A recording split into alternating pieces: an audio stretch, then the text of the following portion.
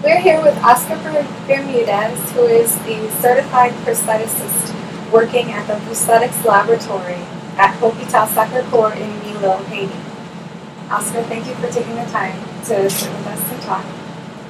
One of the 2000, one of the tragedies of the 2010 earthquake was the number of crash injuries that resulted in thousands upon thousands of people, many of them children, losing one or more limbs.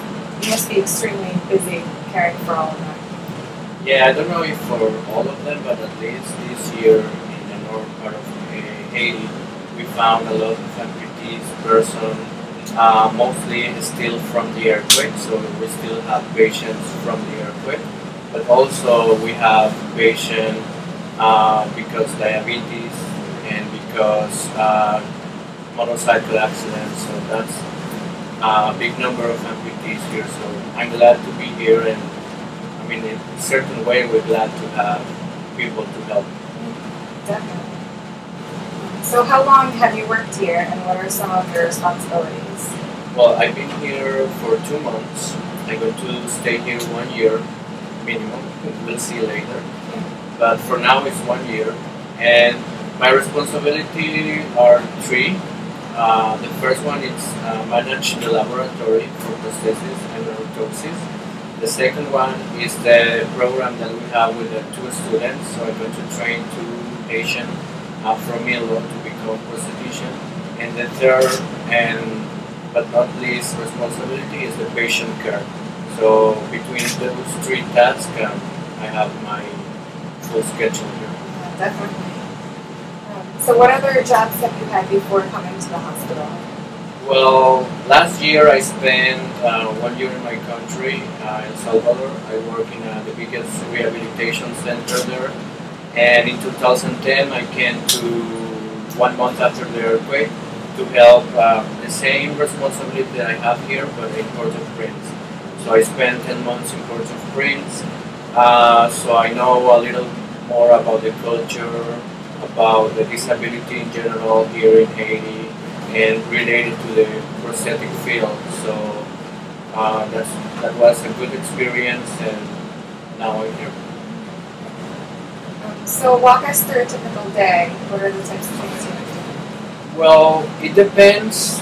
We have kind of a schedule, but because we have new patients coming and we have to go to the hospital, sometimes it's different. But in general, we're going to have 2 hours in the morning with the students. So from 8 to 10, we're going to review all the theoretical aspects with the students. Whether they had questions about anatomy or they had questions about one class that they received online, we're going to answer, I'm going to answer, and we're going to study for those 2 hours. Then for 10 to 12, we were working here in the lab on the practical aspects, so they will learn how to do the prosthesis and taking care of the theoretical aspect. I'm going to show them here the practical, and in the afternoon we're going to continue whether we need to see a patient or we have an emergency in the hospital and they need our help, or if we have patients coming to try the prosthesis. It's because doing a prosthesis is a big procedure, and we have different steps. So depends on what we're doing that day. You said some of the classes are online? Yes. They have classes online, so that's why we have 2 computers here with the internet in the lab. So they receive all the classes online, all the exams. They're going to have exams online, they're going to have a CD, and it's all prepared. It's a long distance program between the Bosco University in my country, and we're part of that program. So one of the requirements is that they learn both the theoretical and the practical aspect of the 3 years. So that's why the students come here Monday to Friday, 8 to 5, the same hours they have and the same working hours of the laboratory. But because we think and we believe that the student program is our main program and our main goal, all the schedule is according to that program. That's why we have the 2 hours of study and then the practical. And they really get hands-on training from real patients that come in. Yeah, exactly. So because they need to learn what you normally learn on the university here. So they have all the good experience, and with the help of the volunteers coming and help with the help of the physicians in the hospital, they really fast they're going to be involved in all the aspect of taking care of the patient. Because here in Haiti we have I not say a problem, but we have a difficulty of this field is not well known. So we still have a lack of physiotherapy, a lack of psychologists, a lack of all the others professionals in this field. We have a lack of them here. So they need to learn how to, in some way, take care of that also. And what kind of challenges do patients without limbs or with artificial limbs face on a daily basis in Haiti? Okay, so well, people with an amputation, obviously, they have more difficulties than the normal people or the people that have all limbs. So here in Haiti, you have to add that they don't have sometimes a work that it's allowed to come back after they lose the limb. So they need to find a different kind of job, or they feel here in Haiti there's almost like a taboo about their rehabilitation. Again, because a lack of education and a lack of reassurance that this is something that could happen to anyone. And so then you have to add the kind of living that they have here, especially here in Milot in the north, that they don't have level ground, for example, something as simple like that, or have cement on all the floors, or so even that it's a difficulty for a patient with a prosthesis. And imagine a person that lives in the mountain, so they need to walk between trees, between dirt. So we need to teach them how to improve that and how to feel better and feel comfortable with being an amputee person. But because being an amputee doesn't mean that you're not going to be able to have a normal life. So that's why we do a prosthesis, so we can help the person with the activities of daily living. So those activities, we want them to be the independent that they can be, the most independent that they can be. So they don't need help walking, they don't need help picking a tap and using public transportation. So that's what we're looking for, and that's kind of the limitation that the patient have here. So in addition to providing the limbs and everything, do you also provide them with different ways of thinking and going about their jobs? Yeah, so everything is a big process, and from the first day that they come here, you need to reassurance and you need to teach them that they're going to be able to do independence again. So since the first day, we speak with them, we explain them what is to have an amputation. So we start first explaining them the care that they have to have with the stump, the care, the physiotherapy aspect, and then we ask kind of a psychologist, because we listen what the problem they have, whether they feel bad because they can walk, or sometimes they feel bad because they cannot find a job. So we listen to them, and according to that, we fabricate the prosthesis that fit most to their expectation. So taking care of the expectation of the patient, we build a prosthesis that hopefully fulfill that. So, and after that, after we have a finished prosthesis finished, we train them how to use it. So they need to be trained in how to walk again. They need to be trained even how to sit down and standing up. So we teach them, and then we do exercise depending on the activities they do most. So if they need to, for example, if they need to go upstairs or downstairs, we do this exercise here and then be trained so they have confidence. So when they take the prosthesis home, they don't feel like it's too hard to do it, because we train it here first. So it's almost like you give them a second chance. to start again. Yeah, so every medical person that we've talked to has a patient or two that they can't forget. Do you have any stories that you'd like to share? Well, I don't know if okay, but here I only have this like 2 patients, so I only have memories for 2010. Is that okay? Yeah. So, yeah, I mean, being in Haiti, it's great because the patient, they feel, even of all the problem that they have and the kind of taboo that this situation is for them, child always make you feel better when you do a prosthesis. I don't think I have a special patient, but I have a general feeling every time that we do a prosthesis. When they come here the first time and they come in a wheelchair or using crutches, and after 1 month or 1 month and a half that you finish the training and they feel comfortable and you see them walking without any help or at least without the wheelchair, that's a good feeling for that. So that's what I want to transmit to our students or anyone who come here. That it's a it's a great feeling being someone coming in a wheelchair and being sad and being kind of depressed because they cannot walk, and then after you do your job, they can go away walking. That's really amazing.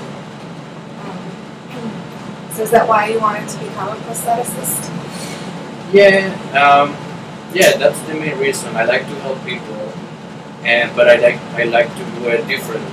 So it's not that I don't want. I mean, there's a lot of medicals, there's a lot of doctors, but I want to do it differently. So I found that in my country, they have this career as an option.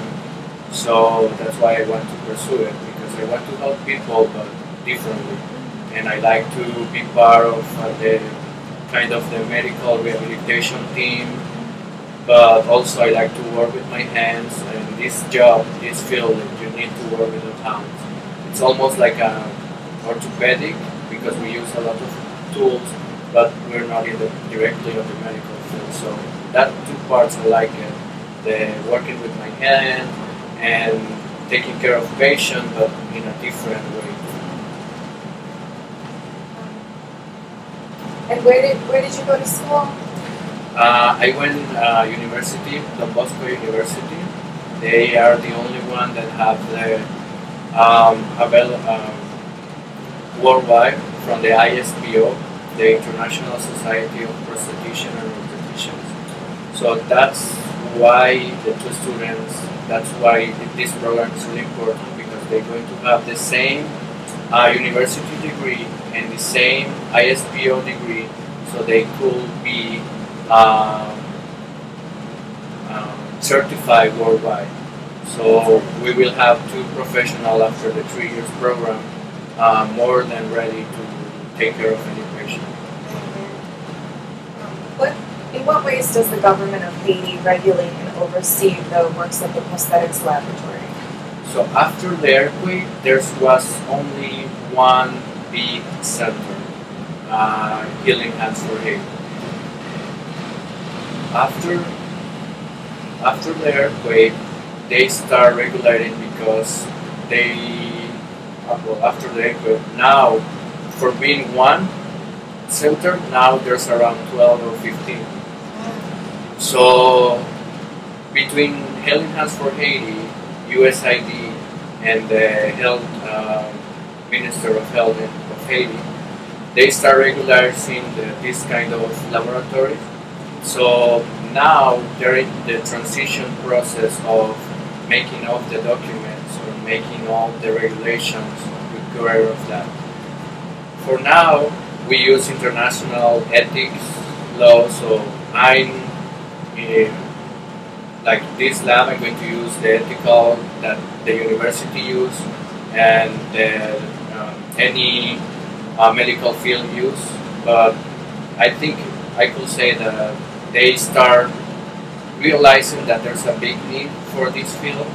So until now, they're just preparing. So there's nothing finished yet, but they're working on that. regular busy field. And it'll be less taboo than. Yeah, exactly. Because if you have the Minister of Health involved, they can do like a campaign, like they do with cholera, or like they do with other diseases that affect the country. So people know. But again, because there's now around 10 or 15 PNO laboratories, there's going to be a big movement in the future. If Hôpital Sacré Coeur didn't exist, or if it were to close its doors tomorrow, how do you think that would affect the people of Milot? Well, speaking in this field, the prosthetic lab, I only have 2 months here, but in these 2 months I found that there's a big need for this prosthetic field. There's a lot of amputee, and not only the prosthetic, there's only a lot of persons that have different pathologies that we can try to fix here, like using orthosis. So if you have someone that suffers from poliomyelitis, or someone that have deformation in the leg, we can help them. So if this, besides we are the only one here in Milot, and we're the only one in the north of Haiti. So we have patients coming from Cap-Haïtien, from Limonade, from different cities around all the north of Haiti. So that would mean if the hospital closed, all these persons with disabilities, they're going to have problems finding the way to deal with that and to be more independent and to regain what we looking for, I mean, rehabilitate them. So they will live with that disability all their life, or they will be too dependent and too taboo for the rest of the people from here. Not be able to work or regain any independence or regain all the rehabilitation. I mean, being part of the society, that's the problem. Imagine here all the lack of work that they have, and if you have a disability, that's even harder. So many people really want to help the hospital and the people of Haiti. What advice can you give to them as to how they can go about helping? Well, if you're related to the medical field of the prosthetic field, you can always volunteer to come here. And also, if you cannot do that, or if not in your possibilities, you can go to the crew and make a donation. Make a donation, and the Prosthetic Lab have a different accounting. So if you do a donation for Crudem, you can specify that you're going to do it for the Prosthetic Lab, and for sure we will use it to do prostheses and help all the people to rehabilitate. Very good. Well, thank you so much for meeting with us. It was very interesting learning about what you do. And we're going to actually watch. Yes, we have, like I told you, we have 2 students, so, and we have 1 patient coming today, so we can see what they were practicing and how we, one step of the procedure to have. Perfect. Thank you so much. Sure.